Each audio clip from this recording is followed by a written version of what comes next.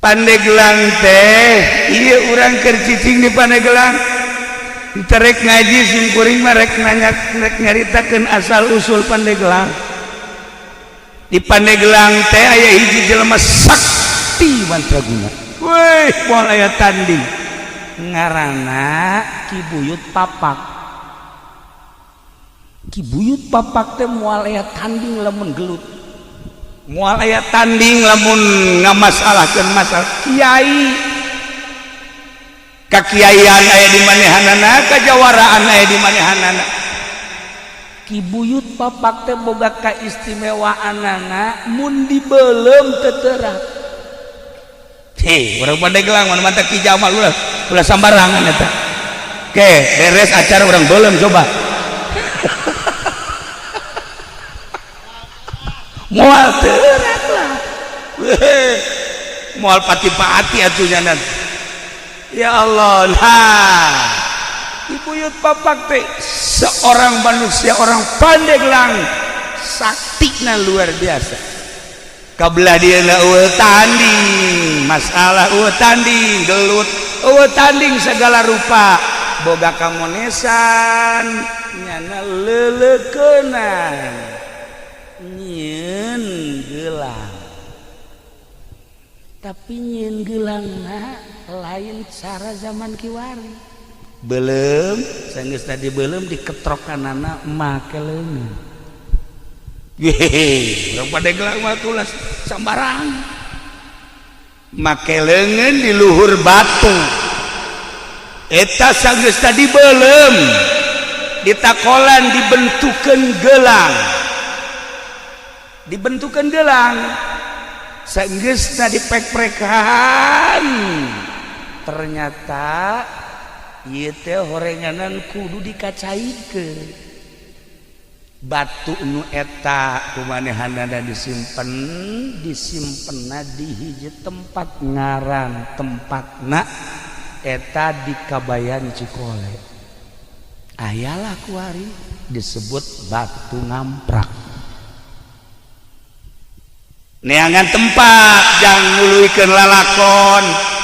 Aya di Cikolakeun Cikole di naon kitu ngaranna Kabayan keneh ngan Kabayan Citaman. Aya cai di dinya mah dibeulem dibentukeun make leungeun dipek-prekan teu kuateun batuna maka disebut batu beulah. Kula mah asal ngadengin nu beulah muringkak bulu. Heuh maksudna terus mah dehem mana bae sia mah kolot-kolot. Tah kuari teh aya batu beulah di Citaman Kabayan Citaman. Masya Allah di dinyala dibentukeun rapih jadilah gelang. Maka nyeuna disebut pande mande gelangna gelang. Zaman harita langsung anjeunna lapor ka Syekh Maulana Hasanuddin diiring ku 5 jelema. Syekh Maulana Hasanuddin almarhum almaghfurlah kuddisa sirruh ya Allah ya Rabbi kaget. Seorang Pandeglang kampung anu luar biasa, bahkan lain sekedar kampung leuweung meleg-meleg bisa jijieuna nu sakieu hebatna diterima dengan 12 tangan ku Syekh Maulana Hasanuddin. Sageusna diterima teu meunang balik deui eta Buyut Papak teh diangkat jadi penasehat keraton.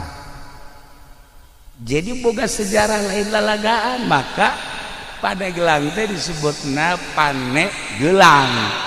Lantaran zaman harita mah masih kena aya Belanda dilempengkeun Pandeglang.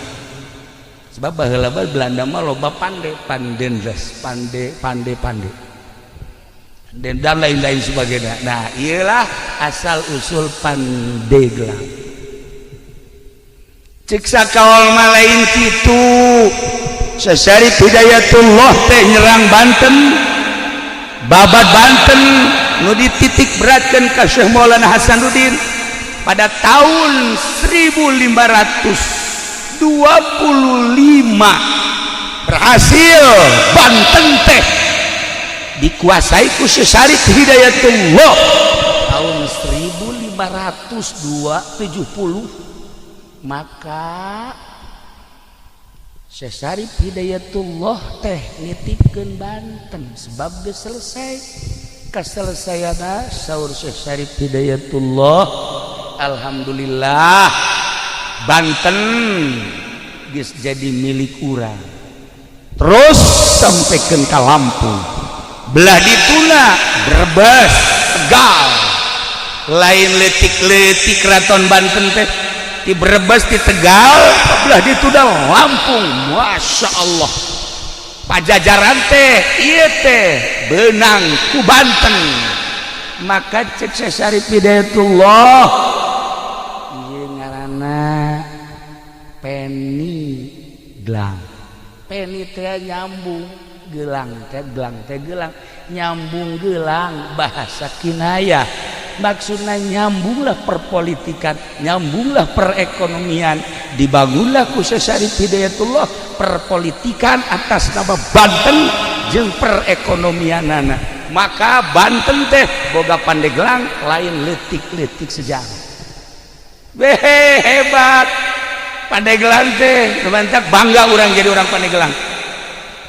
Boga sejarah dibaca lain sekedar ku orang Serang, lain sekedar ku orang Banten, dibaca di Belanda, dibaca di Jerman, dibaca di Perancis, dibaca di Inggris.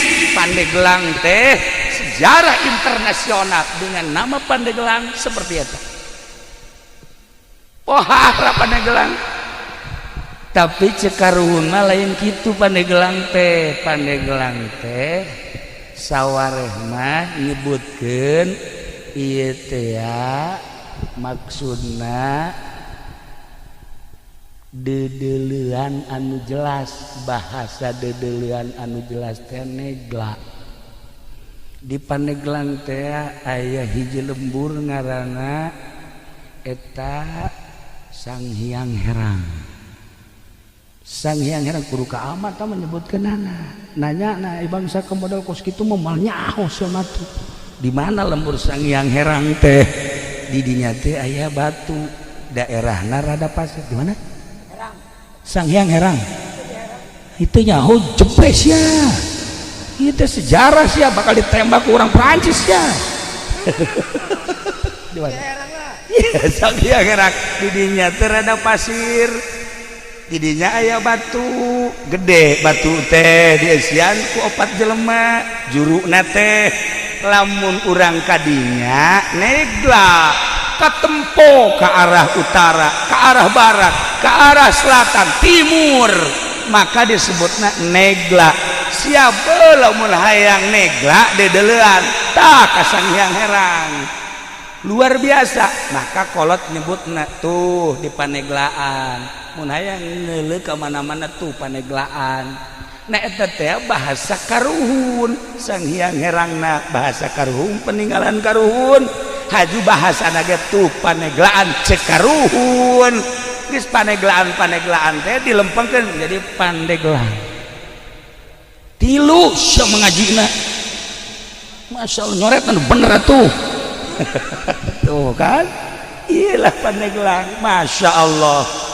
Iya sejarah lain sekadar dibaca di Indonesia, tapi dunia, Masya Allah, masih kena ya riwayat-riwayat tentang wajah tasmiyah Pandeglang.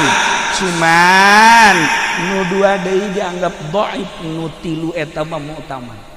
Ente coba ke perpustakaan Belanda bakal aya. Mun kukura dibacakeun bahasa Belandana ente kaget. Aya bahasa Inggrisnya pasti kaget. Moal aja aing bahasa Inggris teh nu nyaho mah ngan I love you doang. Iyalah Pandeglang. Eta sakadar wajah tasmiyah istimewa. Eta buyut papak teh hirup di keraton jadi penasehat Syekh Maulana Hasanuddin saat nu leuwih hebat deui di Pandeglang teh aya hiji kiai ngaranna Dasim. lamun di anyar eta teh ngaranna jasim. Baheula teh anyar teh lain anyar, eta teh sudi mampir. Baheula teh disebutna anyar teh sudi mampir. Ketika Herman Danles ngebangun jalan disebut anyar Panarukan, setelah selesai jalan urang dinya teh nyebutna anyar jalan anyar buatan Danles. Nah ieu teh katelah bae orenganan eta teh bahasa anyar teh di zaman Danles. Jadi kuari kasebut teh anyar. Cek sakaoma lain kitu, aya hiji jelema ngaranna Kiai Jasim. Kiai Jasim teh menguasai ilmu zahir batin. Gawena ngan sakadar ngalalauk ka laut. Boga guru mursyid. Sageusna meniti dengan sulukna, jadilah manehana seorang manusia nu berderajat.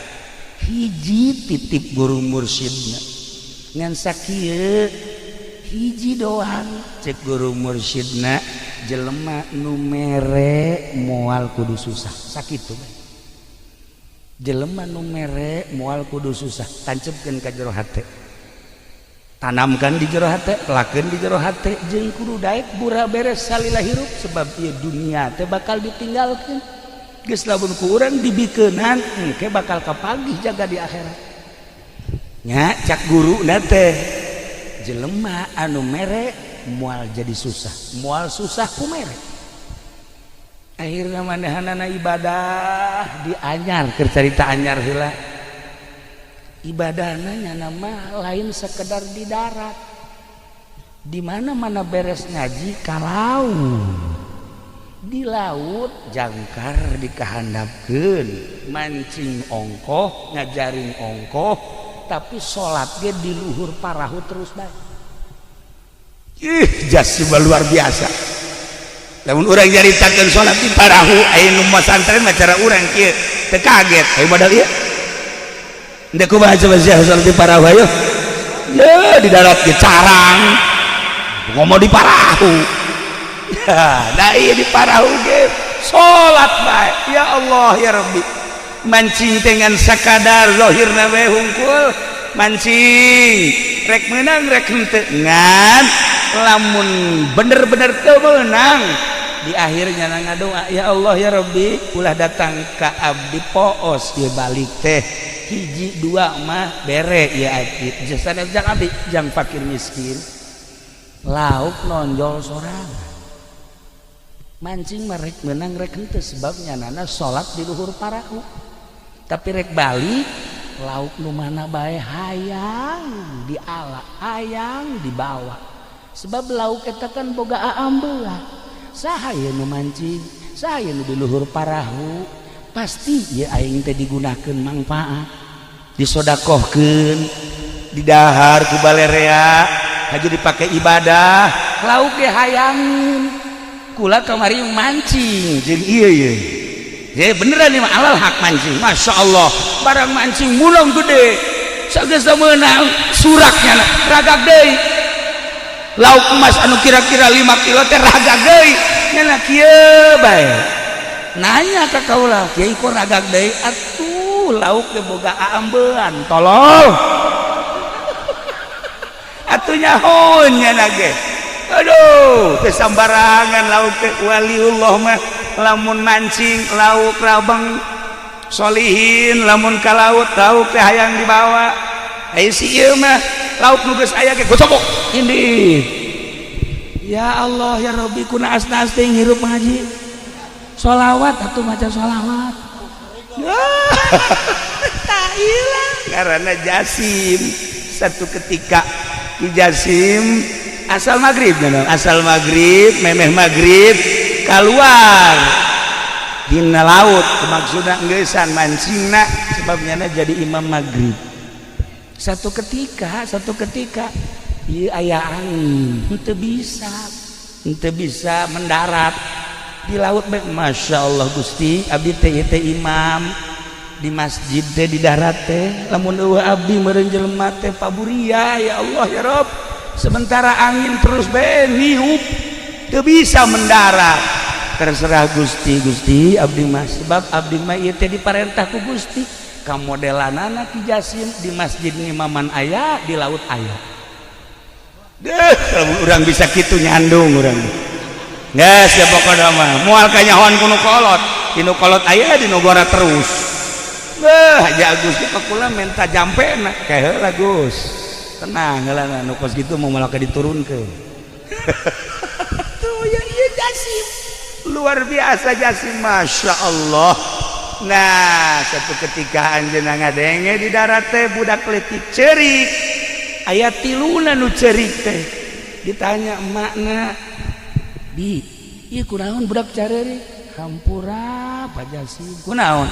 "Ti kamari budak ieu lapar candahan." Masya Allah, atuh lain bebeja cek manehanna lauk anu menang di laut langsung dibikeun kabeh kena di dahar. Bahkan manehana nama nitip Bi besi aya jelema-jelema nu kalaparan anu hese dahar bebeja ka kaula insyaallah kukula dibantu.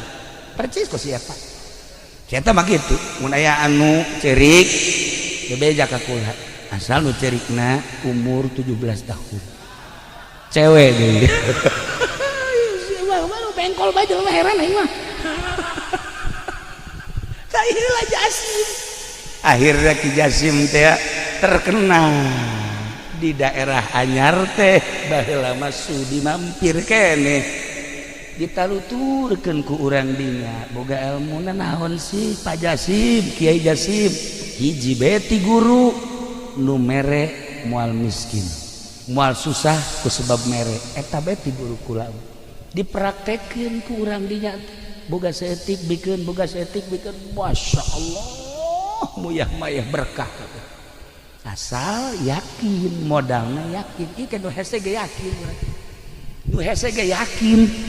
Oh lu udah menceritakeun keyakinan hesena lain lalaga datang ka segede kieu urang can boga keyakinan keneh bae sebab lamun hudang peuting culak cileuk bae beusi ayam momonun si aya pocong eta karana teu boga keyakinan kos kitu tah. Ya, urang mah kana rezeki bae hampir teu yakin padahal Allah ngajelaskeun dina Al-Qur'an tapi teu daek yakin masih kene meronta kene tah ieu lah Jasim kita luturkeun ku urang dinya berarti ngamuridkeun ilmu nu dipraktekeunana jelema mere moal miskin nu mere moal susah sakitu bae. Akhirna muridna loba geus loba muridna nyana ka Mekah berangkat balik ke Mekah. Masya Allah ingin masjid di Anyar tah masjid nu pertama ngabangun di Anyar eta ngaranna Jasim mantak besi aya jalan Haji Jasim kuari geus apal dong besi ente ka Anyar ieu teh aya jalan Buyut Jasim eta manehanna. Nah eta Jasim teh ya lantaran ngabangun masjid urang dinya nyebutna Anyar masjid Anyar nu tadina ngaranna sudi mampir kuari ngaranna Anyar. Hiji sababna jalan menang denles, nomor kedua sababna menang Abuya Jasim nu indah deui Dasim mah di Pandeglang. Kehebatan Dasim ibadahna nya nama di leuweung bae naik ke tangkal kayu sholat di luhur tangkal kayu. Wih hebat jasa ngadengena mah urang ngeunaheun si ieu ge sok naik ke tangkal buah batur deui beak kabeh naik tangkal kalapa beak buah beak antak si ieu mah kos kitu beungeutna kucem kadeulna. Ieu Dasim istimewa ibadahna zahiran wa batinan. Mantak di Pandeglang mah istimewa sebenarnya mah Kiai Zohir Ambalaya Kiai Batin ge loba Kiai Zohiron wa Batinan Ambalaya Pandeglang baheula mah urang Tangerang urang Bogor urang Sukabumi urang Cianjur masantren teh lamun encan ka Pandeglang can anggus sebab di Pandeglang mah loba ulama Zohir Batin pokona hebat bae Ki Dasim mah sebab manehana mah nyandung opat lamun ka mamana ieu pamajikanana ngabring opat tilok ribut jangan babager lamun nu ieu ngalahirkeun ditungguan ku nu tiluan lamun anu kadua ngalahirkeun nu tiluan ieu nungguan ngaropean masya Allah mang nyangukeun mang nyeseuhkeun dongengna be urang resep kitu teh bisa mantep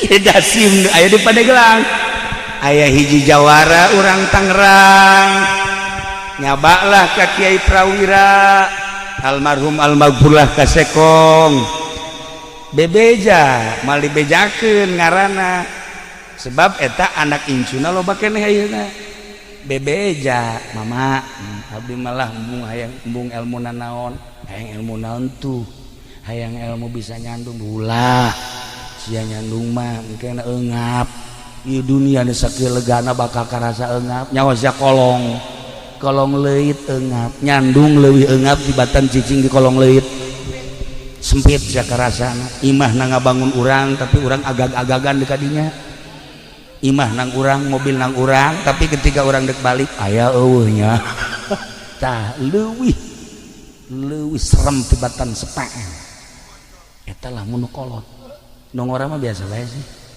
indah bae tah maung leuwih tibatan maung nu kolot lamun geus manyun bae ge waduh sareudak komo lamun geus jebris waduh jantung murang cak Mama Prawira ulah lah jamun bisa mah ulah teh kula mah ya hayang nyandung menta jampena dibere kieu jampena nya ieu dengekeun ku kabehan lamun urang ngala wudu ti zuhur wuduna eta kudu ditandean dina ember asar tandean dina ember cek Mama Prawira maghrib isya subuh tah serius haju aya kalapa hejo papas luhur jeung handapna bolongan saeutik setengahna ilum ku urang setengahna deui cokot teh cai teh ember anu meunang wudu tadi hijikeun ka dinya haju tutupan bacaan ku maneh engke inumkeun ka pamajikan maneh ngan babacaanana moal dibikeun sakitu atuh sia nyarandung kabeh iya nu bahayana ya yang medit-medit begitu buka duit untuk nyandung tak iya mah mal dipikeun ieu carita Mama Prawira we akhirna dibacaan bener saenggeus da dibacaan inumkeun sesana kalapana ieu pendem hareupeun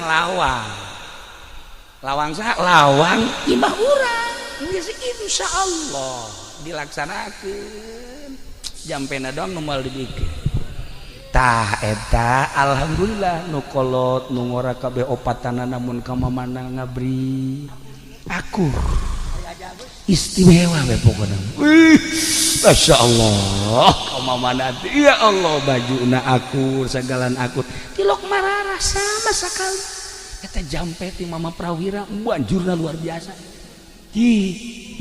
nah eta ngara barang ditanyakeun mama eta Siti saha jampe ti Mama Dasim baheula di Pandeglang teh aya ngaran Ki Dasim Kiai Zohiron wa Batin ibadahna lain dihandap di luhur tangkal kayu ge salat bae iyalah Dasim jadi boga sejarah lamun di Anyar ngaranna Jasim lamun di Pandeglang ngaranna Ki Dasim kiai kabeh badak lamun urang nyaritakeun seputar Banten kabeh ge boga sejarah Baros seorang nama manusia intelek ngaranna DJ Baros anu ngasahkeun keratonan Banten setelah babat Banten teh anu ngasahkeunana DJ Baros teh ngaran jelema ya aat badinya dagang can nyaho naon Baros tuh kan istimewa nah iyalah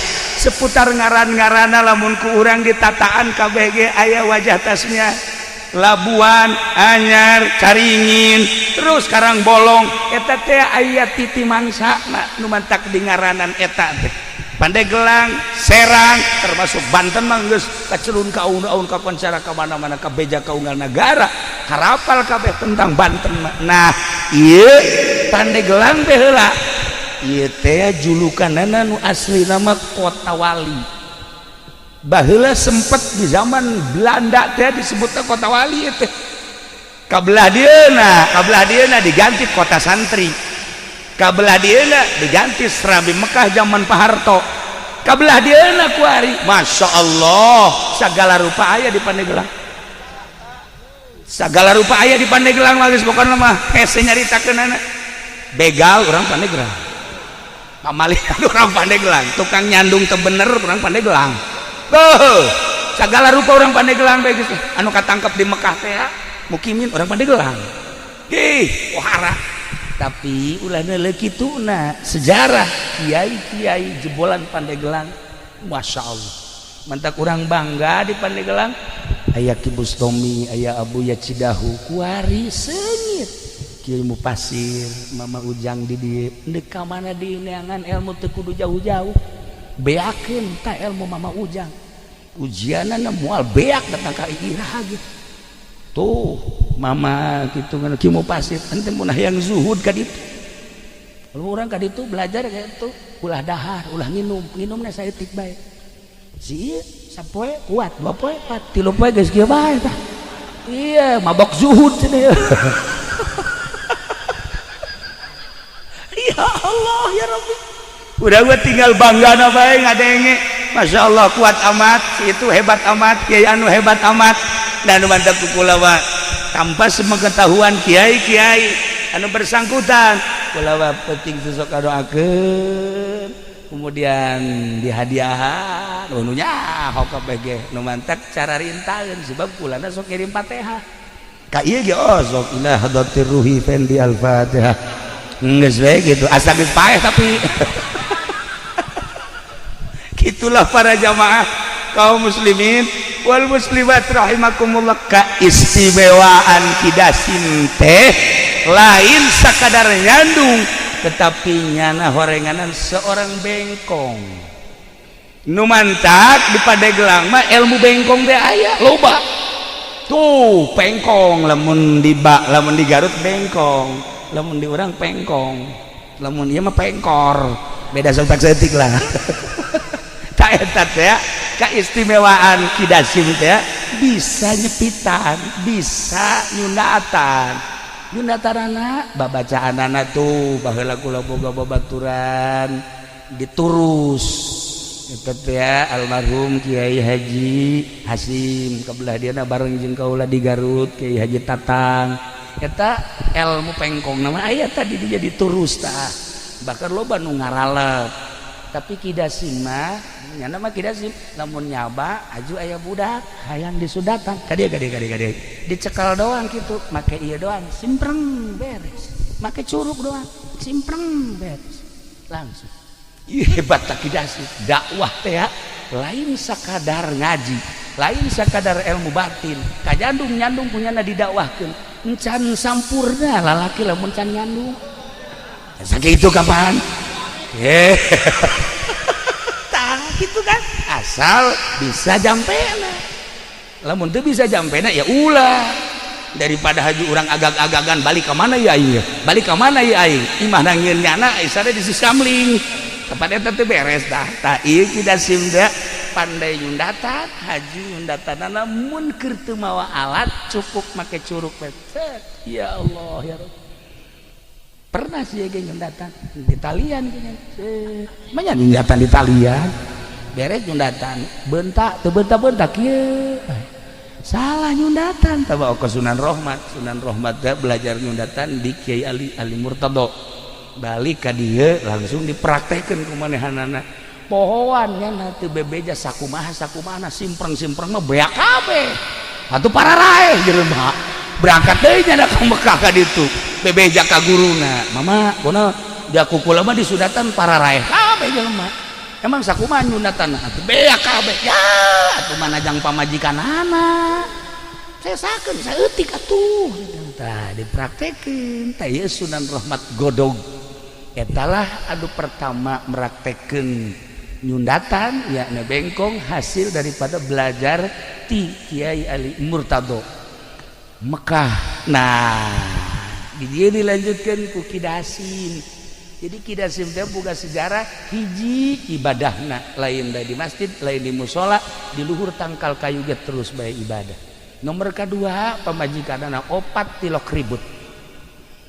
Nomor katiluna bisa nyundatanana tilok ceurik budak teh jeung tilok getihan. Cukup simpreng beres. Ya Allah, mun ditolak alan teh kakaraket tolak budak terus beres. Sudah kakaraket tolak beres. Kehebatan Ki Dasim. Ya Allah ya Rabbi, luar biasa. Pandeglang teh boga sejarah istimewa.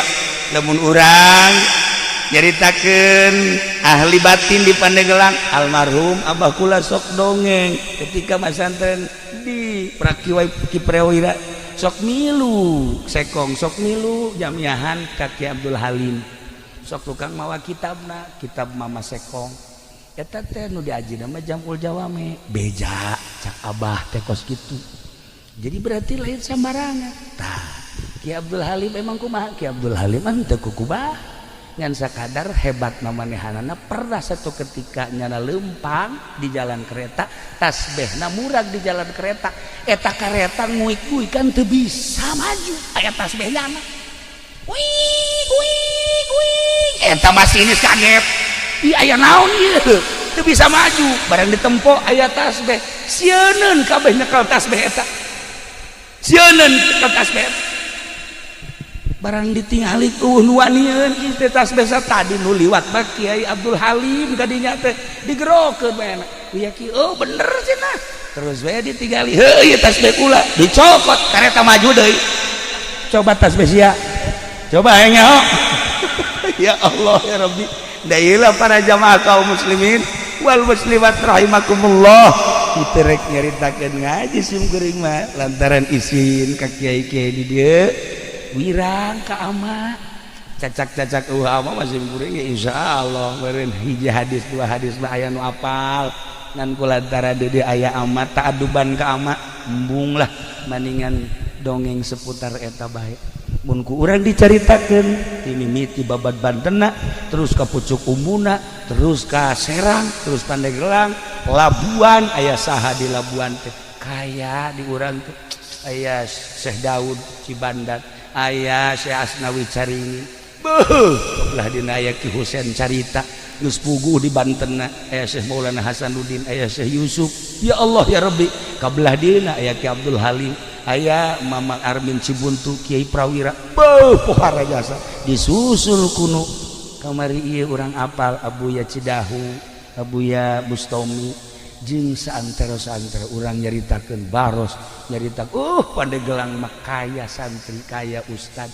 kaya beunghar kiai Zohir jeung Kiai Batik teu kudu ka mana ngaji teh cukup di Pandeglang bae teangan geragi kiai anu berpolitik aya kiai nu tasawuf aya kiai anu macam-macam ente deuk neangan kiai teu kudu ka Jawa Tengah Jawa Timur cukup deuk belajar politik aya di Pandeglang Banten dek belajar ekonomi kiai anu dagang ambal ayah istinya hokal kidul haram halal istinya kiai eta teh ambal ayah bari bantu masa kiai boga showroom HP showroom mobil pada teh urusan jeung bang ai bang teh lamun ku urang dibaca kitab dakepan mengandung riba di ditu da teh urang mencari teh moal dibacakeun izin ka ama nang dijelasna mah seperti eta eueuh masalah eta teh seni variasi. Jadi di Pandeglang teh kiai anu tasawuf loba, kiai anu zohir bae loba, kiai anu zohir batin ambalaya, kiai anu berpolitik loba, kiai anu berekonomi loba,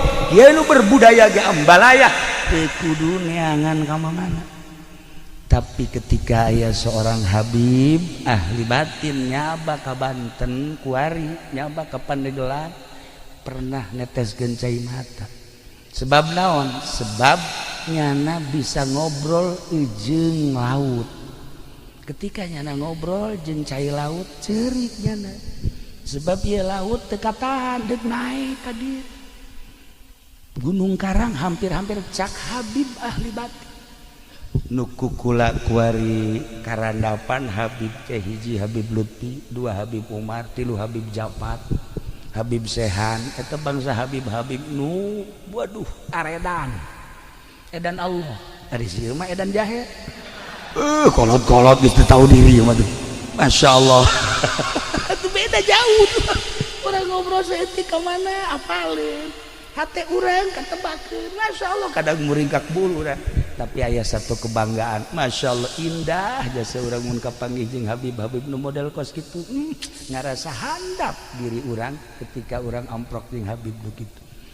Para jamaah kaum muslimin wal muslimat rahimakumullah.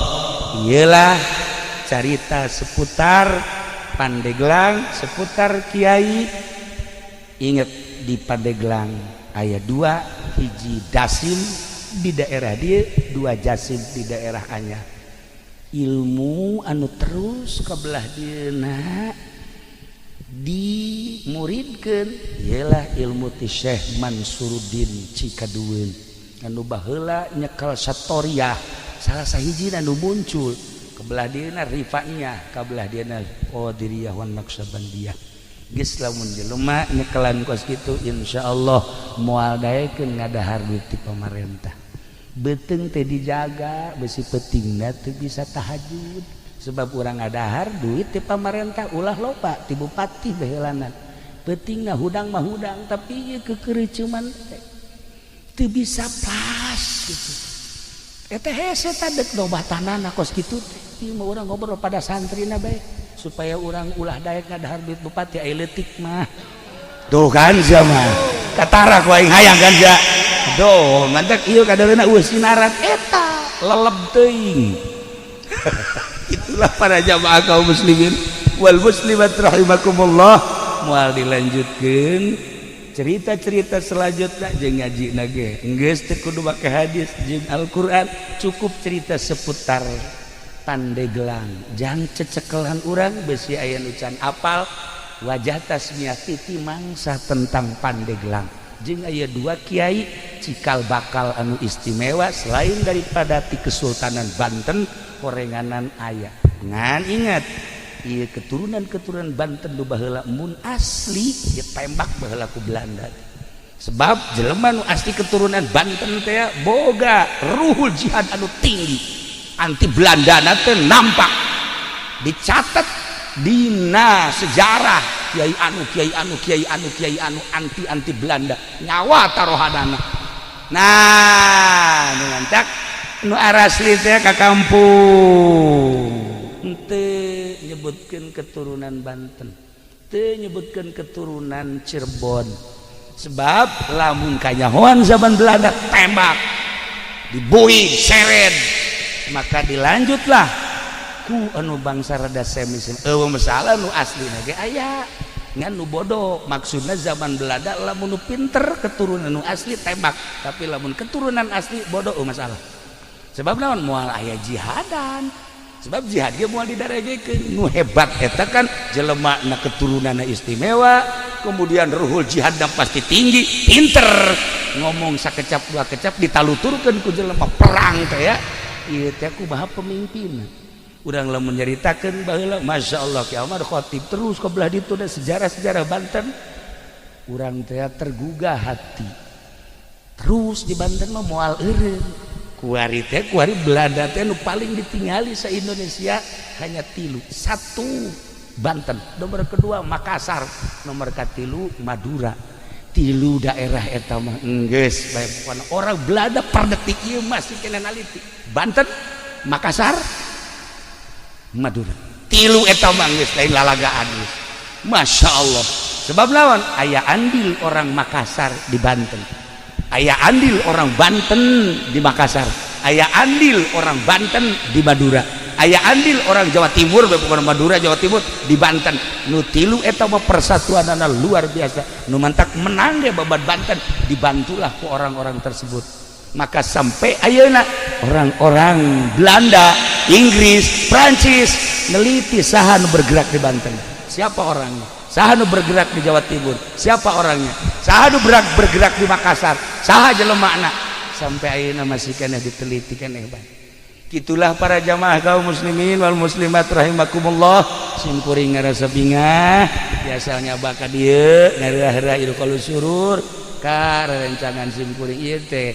Ku sebab Kiai Haji Jamal sok datang dari itu malam Salasa obrol-obrol di ditu teh ai pas ka dieu kula mikiran eta si lamun balik sedeket eureun ngaji teh jam 12 atau jam 1 eta mun balik ka dieu jam sabaraha eta di Jamal eta moal bisa sosonoan meureun malam Salasa mah nya tah ieu lah para jamaah jadi artinya jadi akrab lah teu aya jarak antara simkuring jeung Ki Jamal Kiai Asep baheula rakana kan nya geus ngiring ka Baghdad ka mana alhamdulillah lumantak hubungan Cilongok jeung Solok Jengkol ieu ge Solok Jengkol ge aya catetanana nu mantak disebut Solok Jengkol teh aya wajah tasmiahan pohoan tadi teu kabahas tapi geus penting teu kudu aya kunaon nu mantak disebut ieu kampung Solok Jengkol aya lah ya para jamaah kaum muslimin wal muslimat rahimakumullah perkampung-perkampungna ieu teh aya menang Belanda baheula sejarahna aya di Belanda di Indonesia hese mun urang neanganana